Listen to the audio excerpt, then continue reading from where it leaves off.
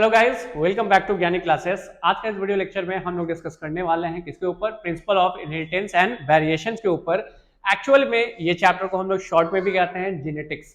इस genetic chapter में जितने भी क्वेश्चन पूछे गए हैं बिहार बोर्ड में ईयर 2023 में सारे क्वेश्चन का 1 बाय 1 करके एनालाइसिस करते हैं।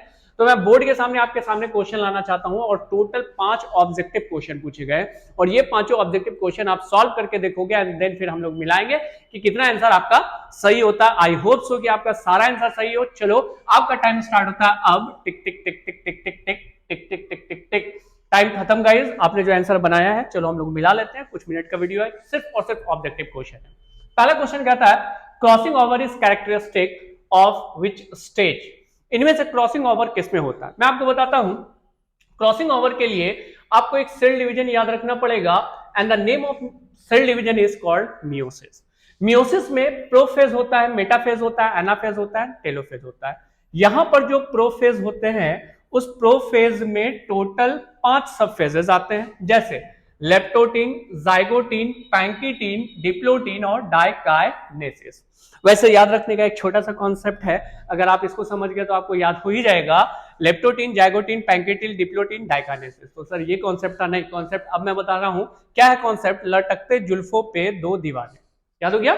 लटकते जुल्फों पे दो दीवाने। ये सारा सब स्टेज आ जाएगा किसका? प्रोफेज का। लेकिन आपको क्रॉसिंग ओवर जानना है, तो क्रॉसिंग ओवर करने के लिए अगर हम क्रॉस करते हैं रियल में तो कहां पे क्रॉस हो रहा? तो P में क्रॉस हो रहा and P stand for the pachytene. तो क्रॉसिंग ओवर कब होता है? तो क्रॉसिंग ओवर पैंकाइटीन में होता है इन मियोसिस सेल डिवीजन में। मियोसिस सेल डिवीजन में भी कौन? प्रोफेज। मैंने कुछ ज्यादा कह दिया, इतना कहना नहीं था। सिंपल सा आपको बात याद रखना है कि पैंकीटीन वो स्टेज है जहां पे आपका मियोसिस सेल डिवीजन होता है और उसमें क्रॉसिंग ओवर होते हैं। आंसर सही है गाइस। चलो अगला question number 2, variation of appear during meiosis is due to. सवाल क्या कह रहा? सवाल कह रहा कि वेरिएशन जो है मियोसिस में कब होगा या किस कारणवश होगा। तो सर इसका आंसर तो पता ही है, क्रॉसिंग ओवर होगा। The right answer is crossing over, क्योंकि क्रॉसिंग ओवर ही रिस्पॉन्सिबल है वेरिएशन का। एक ही माँ बाप का 4 बच्चा, लेकिन चारों बच्चा शकल सूरत हाइट मोटापे इन सारे से डिफरेंट हो जाता है और इसके पीछे रीजन है क्रॉसिंग ओवर के होने का। क्लियर है गाइस? चलो अगला क्वेश्चन 3 क्या कहता है? A disease caused by N autosomal primary non dissection is. मैं आपको यहां पे सबसे पहले बता दूं कि हेरिडिटी डिजीज में जो सिकल सेल एनीमिया है, इस सिकल सेल एनीमिया का होना नॉन डिसेक्शन के कारण नहीं होता है। नॉन डिसेक्शन का मतलब कि जब मियोसिस सेल डिवीजन हो रहा और उस मियोसिस सेल डिवीजन में किसी तरह का कोई फॉल्ट हो गया। अब मियोसिस सेल डिवीजन में क्या फॉल्ट हो गया? तो in the sense meiosis first होता है, आपको पता है कि ये एक सेल 2 सेल में कन्वर्ट होता है और 2 सेल कितने सेल में कन्वर्ट होगा? 4 सेल में। और ये 4 सेल में अगर किसी डिफेक्ट के कारण क्रोमोसोम दोनों का दोनों यहां आ गया तो यहां नहीं होगा और इसके बेसिस में यहां क्रोमोसोम आपको एक्स्ट्रा दिखेगा। क्लियर?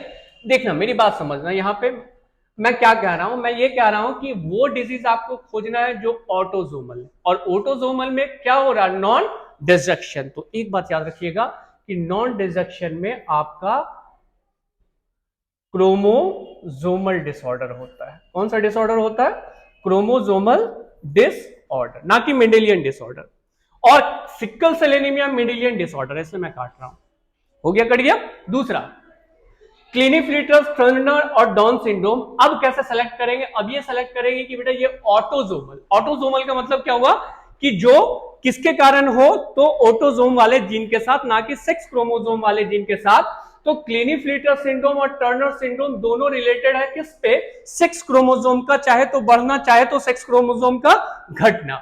लास्ट क्या बचा? लास्ट बचा डाउन सिंड्रोम। की डाउन सिंड्रोम राइट आंसर होगा क्योंकि ये ऑटोसोमल है और नॉन डिसेक्शन के कारण होता है और नॉन डिसेक्शन के कारण ही क्रोमोसोमल डिसऑर्डर होते हैं।